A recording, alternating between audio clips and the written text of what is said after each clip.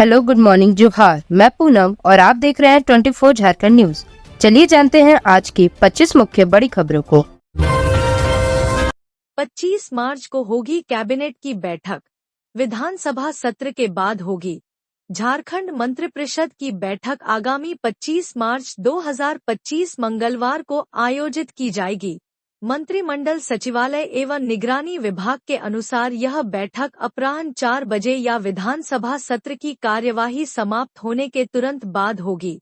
बैठक झारखंड मंत्रालय स्थित मंत्रिपरिषद कक्ष में संपन्न होगी। बैठक में राज्य सरकार के महत्वपूर्ण नीतिगत फैसलों पर चर्चा और संभावित निर्णय लिए जाने की उम्मीद है। साहिबगंज में 3 सिलेंडर ब्लास्ट होने से लगी भीषण आग, 7 झोपड़ियां जलकर राख, एक महिला भी झुलसी। साहिबगंज में नगर थाना क्षेत्र स्थित सूर्या नर्सिंग होम के सामने आज भीषण आग लग गई, जिससे 7 झोपड़ियां जलकर राख हो गई। आग में एक महिला झुलस गई है, जिनका इलाज सूर्या नर्सिंग होम में चल रहा है। बताया जा रहा है कि घटना के वक्त सभी लोग गहरी नींद में थे।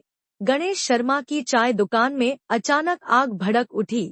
आग तेजी से फैली और सिलेंडर तक पहुंच गई। सिलेंडर में धमाका हुआ। तेज धमाके से लोगों की नींद खुली और अफरा तफरी मच गई। इसी बीच आग ने 7 झोपड़ियों को अपनी चपेट में ले लिया। इस दौरान 2 सिलेंडर और एक बैटरी में भी धमाका हुआ। धमाका इतना तेज था कि सिलेंडर का ऊपरी हिस्सा करीब 100 मीटर दूर जा गिरा। लोगों ने सूर्या नर्सिंग होम के पानी से आग बुझाने की कोशिश की और अग्निशमन विभाग को सूचना दी गई। दमकल वाहन मौके पर पहुंचकर कड़ी मशक्कत के बाद आग पर काबू पाया। 22 मार्च को सुबह 6 बजे से रांची में चक्का जाम बंद से इन लोगों को मिलेगी छूट।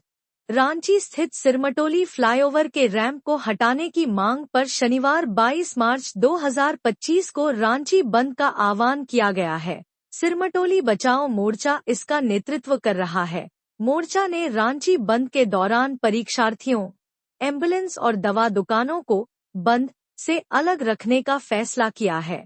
सिरमटोली बचाओ मोर्चा के प्रतिनिधियों ने रांची बंद को लेकर सभी व्यावसायिक मंचों और वाहन चालकों से सहयोग की अपील की है। झारखंड चैम्बर, अंजुमन इस्लामिया, रोसपा टावर दुकानदार संघ, ऑटो रिक्शा चालक संघ, बस चालक संचालक, मेन रोड दुकानदार सहयोग समिति सहित रांची के कई दुकानदार संघों को बुधवार को पत्र लिखकर बंद को सफल बनाने की अपील की गई है। शनिवार को बंद के दौरान सभी चौक चौराहों पर चक्का जाम करने की भी अपील की गई है। मोर्चा के प्रतिनिधियों ने रांची वासियों से इस शांतिपूर्ण बंद को सहयोग देने की अपील की है। उन्होंने कहा कि रांची बंद का आह्वान केंद्रीय सरना स्थल, सिरमटोली सरना स्थल और पारंपरिक सरहुल शोभायात्रा की सुरक्षा के लिए किया गया है। 22 मार्च 2025 को मनिया योजना के अयोग्य लाभुकों की सूची जारी करेगी सरकार। सदन में हुई गर्मागर्म बहस। झारखंड विधानसभा के बजट सत्र के दौरान मनिया सम्मान योजना को लेकर फिर चर्चा हुई। बीजेपी विधायक नीरा यादव के द्वारा उठाए गए सवाल पर जवाब देते हुए मंत्री चमरा लिंडा ने कहा कि आपके सुझाव पर सरकार विचार करेगी और इसमें आवश्यक सुधार करने का काम करेगी। दरअसल नीरा यादव ने अल्पसूचित प्रश्न के जरिए सदन में सवाल किए थे। विधायक नीरा यादव ने सवाल किया कि विधानसभा चुनाव 2024 से पहले 3 महीने की राशि पाने वाली लाभुक महिलाओं को बगैर कोई कारण बताए सरकार ने अयोग्य ठहरा दिया, जिसके कारण महिलाओं को भारी परेशानियों का सामना करना पड़ रहा है। विधायक ने कहा, योजना के लाभ के लिए महिलाएं प्रखंड कार्यालय से लेकर विभिन्न कार्यालय में चक्कर लगाती फिर रही हैं। ऐसे में सरकार को शिविर लगाकर कारणों को बताते हुए अयोग्य की सूची जारी करना चाहिए। भोजन अवकाश से पहले सदन में ऊर्जा विभाग में कार्यरत मानव दिवस कर्मियों को ईपीएफ, ईएसआईसी और उन्हें स्थायी करने का मुद्दा उठा। सरकार की ओर से मंत्री योगेंद्र प्रसाद ने जवाब देते हुए कहा कि सभी मानव दिवसकर्मियों को ईपीएफ और ईएसआईसी और अन्य मुआवजे की सुविधा दी जा रही है। मानव दिवस कर्मी होने की वजह से उन्हें अनुकंपा का लाभ नहीं दिया जाता है। झारखंड से होकर चलने वाली कई ट्रेनें अप्रैल में रहेंगी रद्द। मौर्य एक्सप्रेस सहित इन ट्रेनों का नाम है शामिल।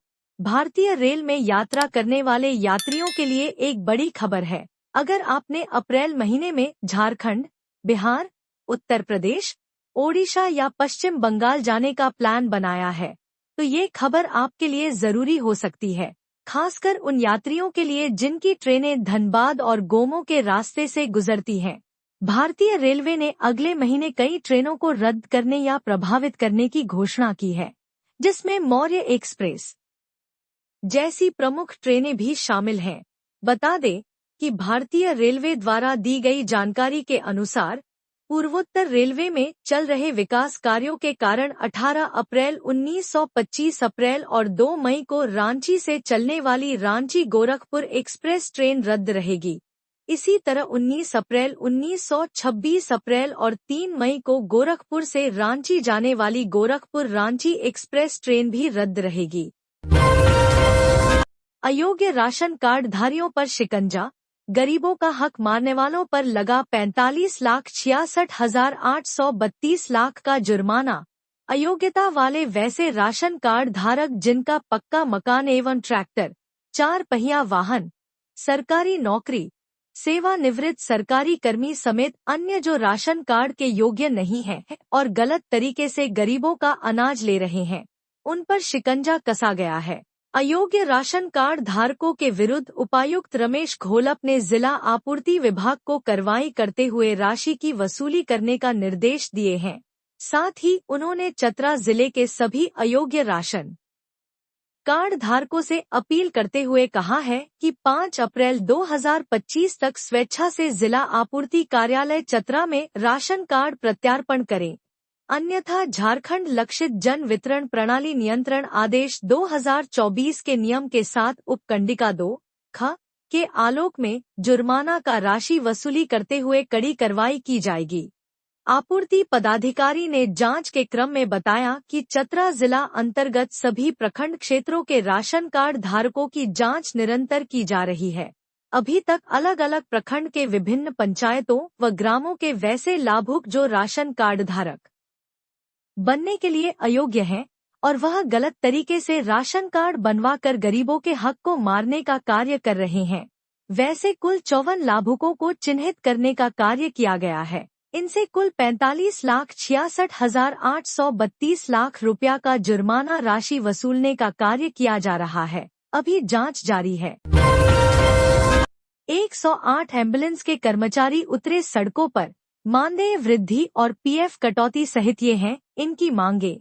रांची में 108 एम्बुलेंस के कर्मचारी अपनी मांगों को लेकर सड़कों पर उतार गए हैं। 108 एम्बुलेंस को वर्तमान समय में एक आउटसोर्सिंग कंपनी चला रही है, लेकिन गाड़ियों के रखरखाव में कोई भी ध्यान नहीं है। कर्मचारियों का कहना है कि हमें हर बार आश्वासन दिया जा रहा है, लेकिन कोई भी काम हमारे पक्ष में नहीं किया जा रहा है। आपको बताएं कि पूरे जिले में जितने भी 108 एम्बुलेंस कर्मचारी हैं, उन सभी की एक ही समस्या है, सारे एम्बुलेंस जर्जर हो चुके हैं, लेकिन किसी भी एम्बुलेंस को बदला नहीं जा रहा है। इसे लेकर गुरुवार को रांची जिले के सारे कर्मचारी 108 एम्बुलेंस के कार्यालय के सामने धरना दे रहे हैं। हजारीबाग की न्यू बिरसा परियोजना में अपराधियों ने की फायरिंग और तोड़फोड़, सीसीएल कर्मी घायल। हजारीबाग के न्यू बिरसा परियोजना में बुधवार रात अपराधियों ने जमकर उत्पात मचाया, एक पेलोडर मशीन को आग के हवाले कर दिया, 2 पेलोडर और 3 हाइवा के शीशे तोड़ दिए। इतना ही नहीं, कोयला डिपो में दहशत फैलाने के लिए फायरिंग भी की गई, जिसमें सेंट्रल कोलफील्ड्स लिमिटेड का एक कर्मचारी घायल हो गया। घटना रामगढ़ और हजारीबाग सीमा पर स्थित उरीमारी न्यू बिरसा कोल डिपो में हुई। अपराधियों ने पहले 5 राउंड फायरिंग की, फिर जेसीबी को जला दिया।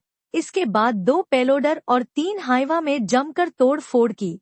गोलीबारी में घायल सीसीएल कर्मचारी को अस्पताल में भर्ती कराया गया है। सूचना मिलते ही उरीमारी थाना प्रभारी राम कुमार राम पुलिस टीम के साथ मौके पर पहुंचे। पुलिस को देखते ही अपराधी मौके से फरार हो गए। उरीमारी थाना प्रभारी ने रांची जिले के हिंदेगिर छापर से 10 लोगों को हिरासत में लिया है। पुलिस उनसे पूछताछ कर रही है। अधिकारियों ने आश्वासन दिया है कि दोषियों को जल्द गिरफ्तार किया जाएगा। घटना के बाद परियोजना में दहशत का माहौल है और लोडिंग पूरी तरह से ठप हो गई है। देवघर में अमन साहू गिरोह के 2 गुर्ग गिरफ्तार, सरायकेला पुलिस कर रही पूछताछ। अमन साहू गिरोह के 2 गुर्गों को देवघर पुलिस ने गिरफ्तार किया है। ये दोनों युवक राज्य के कुख्यात गैंगस्टर अमन साहू के गिरोह से जुड़े बताए जा रहे हैं, जो हाल ही में पुलिस एनकाउंटर में मारा गया था। एनकाउंटर के बाद पुलिस गिरोह के बाकी सदस्यों पर शिकंजा कसने में जुटी है ताकि यह गैंग दोबारा संगठित न हो सके। इसी क्रम में सरायकेला खरसावां जिले के कांड्रा थाना पुलिस की टीम ने स्थानीय पुलिस की मदद से कुंडा थाना क्षेत्र के बंधा निवासी रोशन कुमार और नगर थाना क्षेत्र के राहुल सिंह को हिरासत में लिया है। मुख्य निर्वाचन पदाधिकारी के नाम पर ठगी की कोशिश। श्रीलंका से व्हाट्सएप मैसेज कर मांगे जा रहे थे 50,000। झारखंड के मुख्य निर्वाचन पदाधिकारी रवि कुमार की तस्वीर व्हाट्सएप डीपी में लगाकर साइबर ठगों ने परिचितों से 50,000 रुपए मांगने की कोशिश की। जब परिचितों ने सीधे उनसे संपर्क किया, तब इस ठगी का खुलासा हुआ। सीईओ ने 19 मार्च को साइबर थाना रांची में मामला दर्ज कराया और ठगों द्वारा भेजे गए मैसेज के स्क्रीनशॉट भी उपलब्ध कराए। जांच में पता चला कि ठगी में इस्तेमाल किया गया नंबर श्रीलंका का है। यह पहली बार है जब किसी अंतर्राष्ट्रीय नंबर से झारखंड में इस तरह की ठगी का मामला सामने आया है। इससे पहले साइबर अपराधियों ने वेबसाइट और सर्वर के जरिए ठगी की थी, जिनका IP address Japan, Dubai, Hong Kong, चीन, फिलीपींस, ताइवान, वियतनाम और कंबोडिया से जुड़ा पाया गया था। साइबर पुलिस ने मामले की जांच शुरू कर दी है। शिक्षा विभाग की बैठक। 89 शिक्षकों की ऑनलाइन उपस्थिति रही शून्य, वेतन काटने का आदेश जारी। शिक्षा एवं कल्याण विभाग की समीक्षात्मक बैठक में विभागीय योजनाओं में प्रगति की समीक्षा गुरुवार को की गई। इस दौरान 89 शिक्षकों की ऑनलाइन उपस्थिति शून्य पाई गई। मौके पर ऑनलाइन उपस्थिति दर्ज नहीं कराने वाले सभी शिक्षकों की सीधे तौर पर वेतन कटौती का निर्देश दिया गया। साथ ही शिक्षकों एवं बच्चों की उपस्थिति ई-विद्यावाहिनी के माध्यम से हो, इसे सुनिश्चित करने की बात कही गई। इस बैठक की अध्यक्षता कर रहे आईटीडीए के परियोजना निर्देशक दीपांकर चौधरी एवं उप विकास आयुक्त अनिकेत सचान ने सरकार की योजनाओं का लाभ ससमय बच्चों को मिले, ड्रॉप आउट बच्चे वापस स्कूल से जुड़े इस दिशा में सार्थक पहल करने को कहा। प्री मैट्रिक एवं पोस्ट मैट्रिक छात्रवृत्ति की समीक्षा में वैसे छात्र जिन्हें बैंक खाता में त्रुटि या एनपीसीआई मैपिंग के कारण भुगतान नहीं हो पाया है, बैंक शाखा से समन्वय स्थापित कर उन्हें जल्द भुगतान किए जाने का निर्देश दिया। इस दौरान सभी बीईओ को एलडीएम ने जानकारी दी कि बच्चों के आधार में बायोमीट्रिक अपडेशन कराएं। मुख्यमंत्री हेमंत सोरेन से छत्तीसगढ़ के पूर्व उप मुख्यमंत्री टीएस सिंहदेव ने की मुलाकात।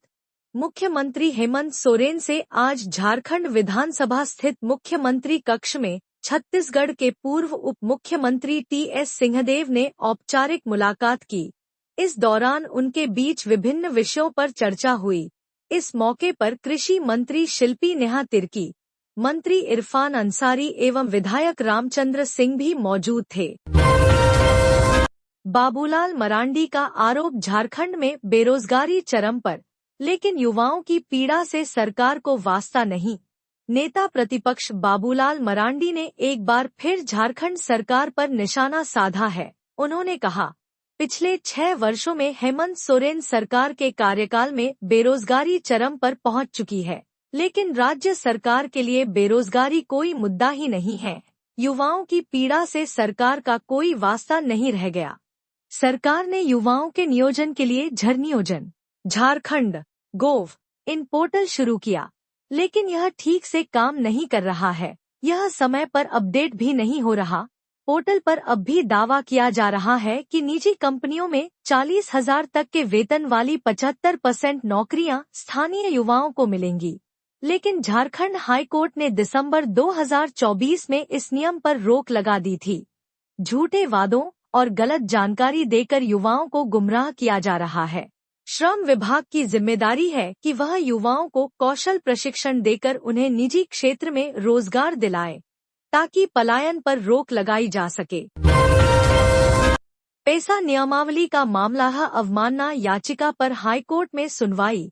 सरकार ने आदेश के अनुपालन के लिए 8 सप्ताह का अतिरिक्त समय मांगा। झारखंड हाईकोर्ट के मुख्य न्यायाधीश MS रामचंद्र राव और जस्टिस दीपक रोशन की खंडपीठ में दायर अवमानना याचिका पर सुनवाई हुई। सुनवाई के दौरान राज्य सरकार ने आदेश के अनुपालन के लिए अतिरिक्त 8 सप्ताह का समय देने का आग्रह करते हुए इंटरलोकेटरी याचिका फाइल की है। दरअसल झारखंड हाईकोर्ट के आदेश के बावजूद पेसा नियमावली फाइनल नहीं करने के खिलाफ दायर अवमानना याचिका पर सुनवाई हुई।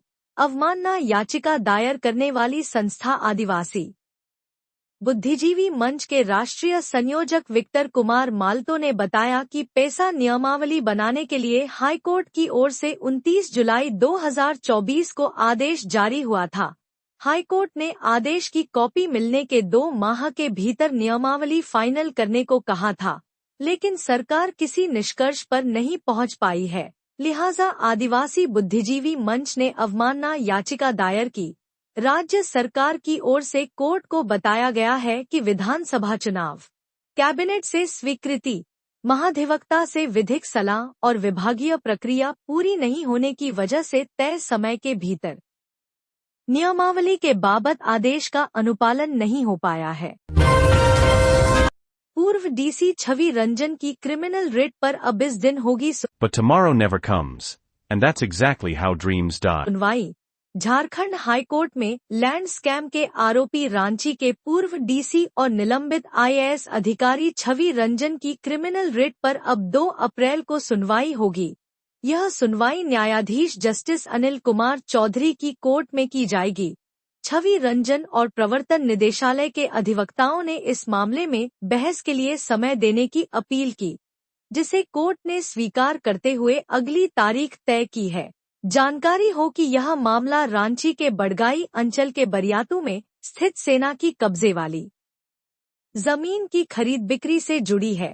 इसमें छवि रंजन के अलावा चर्चित कारोबारी विष्णु अग्रवाल, बड़गाई अंचल के राजस्व उप निरीक्षक भानु प्रताप प्रसाद और अन्य कई आरोपितों के खिलाफ प्रवर्तन। सिमडेगा में स्कूल के गैस सिलेंडर में लगी आग, 2 छात्रा समेत रसोइया झुलसी। सिमडेगा जिले के कोलेबिरा प्रखंड के कस्तूरबा गांधी बालिका आवासीय विद्यालय में गुरुवार को रसोई गैस सिलेंडर में लीक होने की वजह से आग लग गई। इसमें 11वीं की 2 छात्रा ऐश्वर्या सिंह और आरती कुमारी के साथ साथ रसोइया किरण कुमारी झुलस गईं। सामुदायिक स्वास्थ्य केंद्र के डॉक्टरों ने कहा है कि तीनों की स्थिति खतरे से बाहर है। यादव ने कहा सरकार शिविर लगा के शर्तों की लिस्ट लगा दे, किसे मिलेगा मनिया सम्मान योजना का लाभ। भाजपा विधायक नीरा यादव ने सरकार से कहा है कि वह मनिया सम्मान योजना के नाम पर बहन बेटियों को परेशान करना छोड़ दे। महिलाएं सम्मान राशि के लिए अंचल और प्रखंड कार्यालयों का चक्कर लगा रही है। पहले बगैर सत्यापन के सम्मान राशि का भुगतान किया गया, अब सत्यापन और छोटी मोटी त्रुटियों को लेकर उनके नाम काटे जा रहे हैं। नीरा यादव ने कहा कि सरकार शिविर लगाए, शर्तों की सूची टांग दे। जिस तरह हम लोग प्रधानमंत्री आवास योजना के लिए शर्तें बताते हैं, उसी तरह बताएं कि 4 पहिया वाहन मालिकों को, पक्के घर में रहने वालों को या अन्य जो भी शर्त है उसकी जानकारी दे, ताकि महिलाओं को पता चल सके कि उन्हें मनिया सम्मान की राशि नहीं मिलेगी, लेकिन परेशान करना बंद करे। नीरा यादव के द्वारा उठाए गए सवाल पर जवाब देते हुए मंत्री चमरा लिंडा ने कहा कि आपके सुझाव पर सरकार विचार करेगी और इसमें आवश्यक सुधार करने का काम करेगी। नीरा यादव अल्पसूचित प्रश्न के माध्यम से सरकार के सामने यह सवाल खड़ा किया। विधायक नीरा यादव ने सवाल किया कि विधानसभा चुनाव 2024 से पहले 3 महीने की राशि पाने वाली लाभुक महिलाओं को बगैर कोई कारण बताए सरकार ने अयोग्य ठहरा दिया। जिसके कारण महिलाओं को भारी परेशानियों का सामना करना पड़ रहा है। विधायक ने कहा, योजना के लाभ के लिए महिलाएं प्रखंड कार्यालय से लेकर विभिन्न कार्यालय में चक्कर लगाती फिर रही हैं। ऐसे में सरकार को शिविर लगाकर कारणों को बताते हुए अयोग्य की सूची जारी करना चाहिए। मंत्री सुदिव्य कुमार सोनू का फेसबुक पेज हुआ है। अश्लील पोस्ट देख मचा हड़कंप। झारखंड सरकार में नगर विकास मंत्री सुदिव्य कुमार सोनू का फेसबुक पेज हैक हो गया। गुरुवार दोपहर उनके आधिकारिक पेज से अश्लील और आपत्तिजनक पोस्ट शेयर किए गए, जिससे उनके समर्थक और आम लोग हैरान रह गए।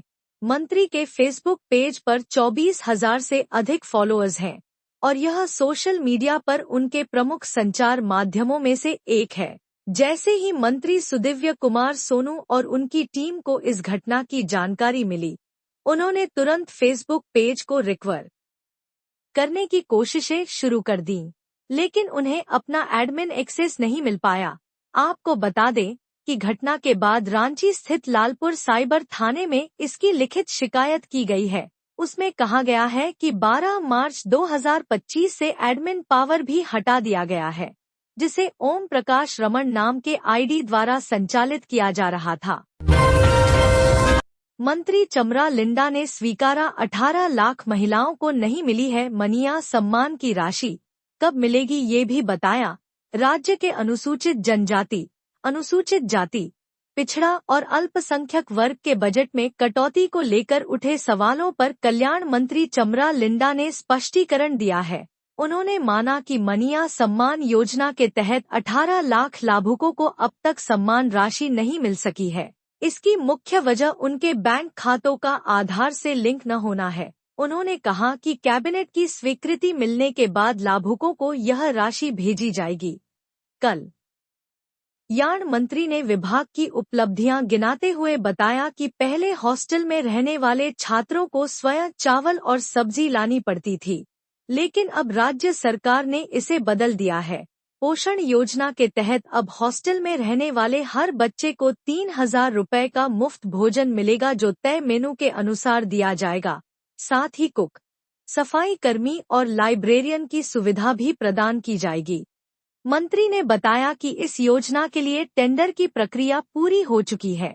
बजट में कटौती को लेकर विपक्ष की आपत्तियों का जवाब देते हुए मंत्री ने बताया कि केंद्र सरकार ने अनुसूचित जाति छात्रवृत्ति योजना को सीधे अपने नियंत्रण में ले लिया है, जिससे कल्याण विभाग के बजट में 150 करोड़ रुपए या उससे अधिक की कटौती हुई है। ओबीसी आरक्षण के मुद्दे पर मंत्री ने बताया कि मुख्यमंत्री से चर्चा के बाद ओबीसी का आरक्षण बढ़ाकर 27% और जनजातीय आरक्षण 28% करने की मांग स्वीकार कर ली गई है।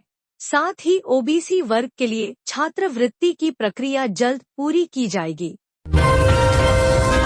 पलामू पुलिस कुख्यात डॉन विकास तिवारी को रिमांड पर लेगी, कोर्ट से मिली अनुमति। पलामू जिले के चर्चित गैंगवार हत्याकांड में पलामू पुलिस कुख्यात डॉन विकास तिवारी को रिमांड पर लेने वाली है। इसके लिए कोर्ट से अनुमति मिल गई है। जानकारी हो कि करीब 2 महीने पहले चैनपुर थाना क्षेत्र में गैंगस्टर भरत पांडे और दीपक साव की हत्या कर दी गई थी। दोनों पांडे गिरोह से जुड़े थे और कोयलांचल में वर्चस्व की लड़ाई में मारे गए थे। भरत पांडे के परिवार ने विकास तिवारी समेत कई लोगों के खिलाफ एफआईआर दर्ज कराई थी। इस दोहरे हत्याकांड की जांच के लिए पलामू पुलिस ने एसआईटी विशेष जांच दल का गठन किया है। इस टीम में सदर एसडीपीओ मणि भूषण प्रसाद सहित करीब 1 दर्जन पुलिस अधिकारी शामिल हैं। गैंगवार से जुड़े 2 चर्चित अपराधी गिरफ्तार हो गए हैं। रामगढ़, हजारीबाग, रांची सहित कई जगहों पर छापेमारी की गई है। साथ ही पुलिस को कई संदिग्ध बैंक खातों की जानकारी मिली है, जिसकी जांच जारी है। चैनपुर थाना प्रभारी श्रीराम शर्मा ने बताया कि विकास तिवारी को रिमांड पर लेकर पूछताछ की जाएगी। पुलिस इस मामले से जुड़े सभी पहलुओं की गहराई से जांच कर रही है। बाबूलाल मरांडी ने ऑर्किड हॉस्पिटल में मंत्री राधाकृष्ण किशोर और महुआ माझी से की मुलाकात। नेता प्रतिपक्ष बाबूलाल मरांडी गुरुवार को रांची के ऑर्किड हॉस्पिटल पहुंचे, वहां उन्होंने झारखंड के वित्त मंत्री राधाकृष्ण किशोर और राज्यसभा सांसद महुआ माझी से मुलाकात की। बाबूलाल मरांडी ने दोनों से भेंट कर दोनों का हालचाल जाना और दोनों के शीघ्र स्वस्थ होने की प्रार्थना की। जानकारी हो कि वित्त मंत्री राधाकृष्ण किशोर की तबीयत अचानक बिगड़ने के कारण उन्हें गुरुवार को ऑर्किड हॉस्पिटल में भर्ती कराया गया। अस्पताल प्रबंधन के अनुसार वे ओपीडी के छाती रोग विशेषज्ञ डॉक्टर निशीथ कुमार की परामर्श और निगरानी में हैं। उनकी छाती का सीटी स्कैन किया गया है जिसमें थोड़ा इन्फेक्शन दिखा। उन्हें अगले 24 घंटे के लिए ऑब्जर्वेशन में रखा गया है। जरूरी जांच का सैंपल गुरुवार को लिया जाएगा। वे मधुमेह से भी पीड़ित हैं। फिलहाल उन्हें पल्मोनोलॉजी विभाग में रखा गया है। वहीं 25 फरवरी को महाकुंभ स्नान कर लौट रही राज्यसभा सांसद महुआ माझी की गाड़ी लातेहार जिले में दुर्घटना का शिकार हो गई थी। इसमें उनके हाथ में चोट आई थी। उनका भी इलाज ऑर्किड हॉस्पिटल में चल रहा है। जमशेदपुर में चोरों ने बड़ी वारदात को दिया अंजाम। अलमारी तोड़ 95 लाख के गहने ले उड़े। जमशेदपुर में चोरों ने फिर एक बार बड़ी घटना को अंजाम दिया है। चोरों ने उलीडीह थाना क्षेत्र के जवाहरनगर रोड नंबर 13B के एक घर को निशाना बनाया और 95 लाख रुपए के जेवरात पर हाथ साफ किया। घटना बुधवार देर रात की बताई जा रही है। हैरत तो ये है कि चोरी के वक्त घर के मालिक मोहम्मद अखलाक मजे से अपने बिस्तर पर सो रहे थे। सुबह जब उनकी नींद खुली तो उन्होंने कमरे की अलमारी टूटी और सभी सामान बिखरे हुए पाए। इसके बाद उन्हें पूरी घटना की जानकारी हुई। इस दौरान चोरों ने बड़ी सफाई से मोहम्मद अखलाक खान के घर में घुसकर पहले अलमारी का ताला तोड़ा, फिर उसमें रखे लाखों के गहने और नगद को अपने साथ ले उड़े। इसके बाद मोहम्मद अखलाक ने पूरी घटना की जानकारी उलीडीह थाना की पुलिस को दी। मौके पर पहुंची पुलिस मामले की जांच में जुटी है। इसे लेकर घर के आसपास लगे सभी सीसीटीवी फुटेज की जांच की जा रही है। इधर मोहम्मद अखलाक के अनुसार चोर गली से होते हुए बालकोनी में घुसे और ग्रिल का ताला काटकर घर के निचले तल्ले में पहुंचे। वहां 2 कमरों में मासूम की हत्या के आरोपियों की गिरफ्तारी की मांग पर ग्रामीणों का प्रदर्शन। एसपी को सौंपा ज्ञापन। जामताड़ा जिले के मिहिजाम थाना क्षेत्र के पिपला गांव में 2 महीने पूर्व हुई मासूम बच्ची की दर्दनाक हत्या के विरोध में गुरुवार को आक्रोशित ग्रामीणों ने मिहिजाम थाने का घेराव कर प्रदर्शन किया। ग्रामीणों ने हत्यारों की तत्काल गिरफ्तारी की मांग करते हुए पुलिस प्रशासन के खिलाफ नारेबाजी की। बच्ची मती मुर्मू का शव गांव के तालाब से बरामद किया गया था। पिता की शिकायत पर पुलिस ने एक आरोपी को गिरफ्तार किया था, लेकिन ग्रामीणों का आरोप है कि पुलिस अन्य दोषियों को पकड़ने में लापरवाही बरत रही है और मामले में ढिलाई दिखा रही है। प्रदर्शन में शामिल जन सेवा पार्टी के संयोजक राकेश लाल ने बताया कि वे पोस्टमार्टम रिपोर्ट से संतुष्ट नहीं हैं। उन्होंने एसपी से एसआईटी गठित कर जांच की मांग की और दोषियों की अविलंब गिरफ्तारी की मांग रखी। साथ ही चेतावनी दी कि यदि 1 सप्ताह के भीतर कार्रवाई नहीं हुई तो एसपी कार्यालय का घेराव किया जाएगा। मामले में थाना प्रभारी विवेकानंद दुबे ने बताया कि एक आरोपी को गिरफ्तार किया जा चुका है और एसपी को ज्ञापन भेज दिया गया है। दिशा निर्देश मिलने के बाद आगे की कार्रवाई की जाएगी। स्थिति को नियंत्रण में रखने के लिए भारी संख्या में पुलिस बल तैनात था। प्रदर्शनकारियों के गुस्से को देखते हुए स्थिति तनावपूर्ण बनी रही, जिसके चलते पुलिस ने थाने का मुख्य द्वार बंद कर दिया। हालांकि किसी अप्रिय घटना की सूचना नहीं है। यह घटना पूरे क्षेत्र में आक्रोश और चिंता का माहौल पैदा कर रही है। ग्रामीणों की मांग है कि पुलिस शीघ्र हत्यारों को गिरफ्तार कर कड़ी सजा दिलाए। यह मामला बच्चों की सुरक्षा और कानून व्यवस्था पर गंभीर सवाल खड़ा करता है। गिरिडीह में पुल निर्माण स्थल पर बदमाशों ने मुंशी और मजदूरों पर किया हमला, 5 लाख मांगी रंगदारी। गिरिडीह के गावा थाना क्षेत्र में एक पुल निर्माण स्थल पर हथियारबंद बदमाशों ने मुंशी और मजदूरों पर हमला किया। यह घटना छोटन नदी पर हुई। मुंशी वासुदेव यादव ने बताया कि 15 बदमाश 4 बाइक पर सवार होकर कार्यस्थल पर पहुंचे। जिनमें 3 के पास बंदूक और बाकी के पास रॉड व लाठियां थीं। बदमाशों ने मुंशी और मजदूरों पर हमला किया और ठेकेदार से 5 लाख रुपए की रंगदारी मांगी। मुंशी ने बताया कि वह कुछ बदमाशों को पहचानते हैं जो अंबा सखुआ और महुवरी गांव के रहने वाले हैं। घायल मुंशी का इलाज गावा सामुदायिक स्वास्थ्य केंद्र में किया गया। जब सदन में चुन्ना सिंह ने इस्तीफा देने की धमकी दे डाली, विधानसभा में बजट सत्र के दौरान सत्ता पक्ष के विधायकों द्वारा अपनी ही सरकार को घेरने में कोई कमी नहीं की जा रही है। गुरुवार को प्रश्नकाल के दौरान झामुमो विधायक चुन्ना सिंह ने इस्तीफा देने की धमकी दे दी। हुआ यह कि अपने ध्यानाकर्षण के माध्यम से चुन्ना सिंह अपने क्षेत्र में पेयजल की उपलब्धता को लेकर सवाल खड़ा कर रहे थे। उनका कहना था कि सारठ विधानसभा क्षेत्र में पेयजल की योजनाएं 10 से 15 वर्षों से लागू की गई है, लेकिन 99.9% योजनाएं चालू नहीं हैं। पालाजोड़ी, करमाटांड और अन्य क्षेत्र में लोग पानी की समस्या से जूझ रहे हैं। विभागीय मंत्री योगेंद्र प्रसाद का कहना था कि विधायक यह बताएं कि कौन सी योजना पूर्ण नहीं हुई है। सरकार के जवाब में तो बताया ही गया है कि कई योजनाएं अभी अपूर्ण हैं, निर्माणाधीन हैं। इस पर चुन्ना सिंह का कहना था कि कोई भी योजना पूर्ण नहीं है, पूर्ण केवल कागज पर है, पानी नहीं मिल रहा। अगर उनका आरोप गलत पाया गया तो विधानसभा से अभी इस्तीफा देकर वह निकल जाएंगे। हालांकि बाद में मंत्री ने मामले की जांच कराने और खराब पड़े छापानलों को ठीक करने का आश्वासन दिया। सिंह का यह भी आरोप था कि अवर प्रमंडल सारठ का कोई पता नहीं है, 2-3 दशकों से कागज पर है। सिंह का कहना था कि डीएमएफटी फंड से जिन योजनाओं को लिया गया है उसकी भी खराब स्थिति है।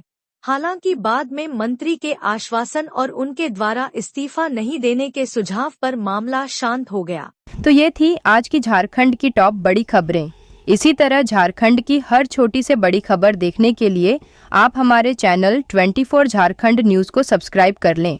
तो हमें दीजिए इजाज़त, फिर मिलते हैं अगले न्यूज़ में।